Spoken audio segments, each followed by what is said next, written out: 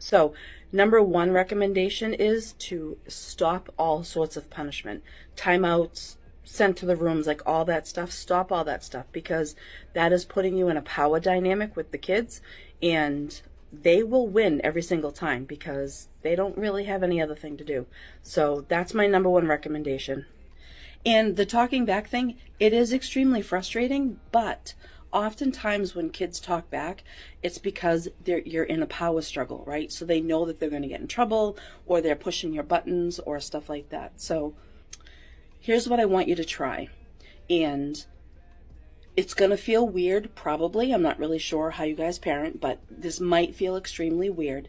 But when you ask them to do something, do it nice and calm, get on their level, make sure you have their attention. We're going to get you guys down to you only ask them 2 times to do something before they do it. So the framework of this goes is pick up your XYZ, whatever it is. And if it's something that needs to get done like right now, like say it's bedtime, I'm going to need you to do that right now because we have to get you ready for bed.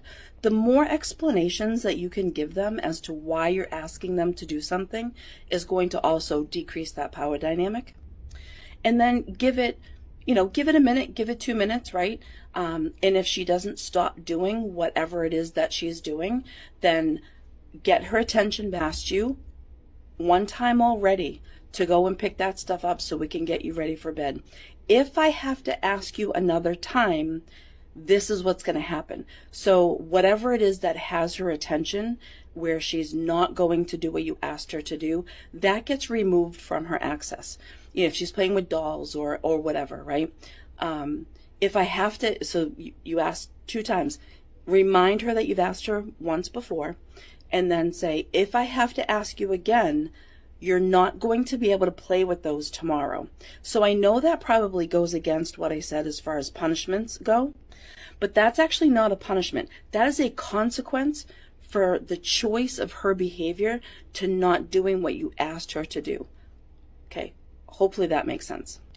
So I would like for you guys, if you want to, try changing the language of that. Do the 1, 2, third time is whatever has their attention gets removed, right? And what also works really good is you give them 2 choices. The 2 choices is a trick, right? So here's an example of that. Say you're going someplace fun, right? And you need them to do a few things to clean up after themselves or whatever before you go.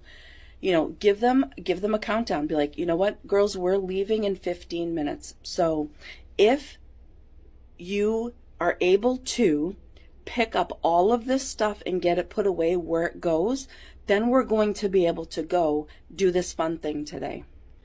And also, it's really, so let me go back to that.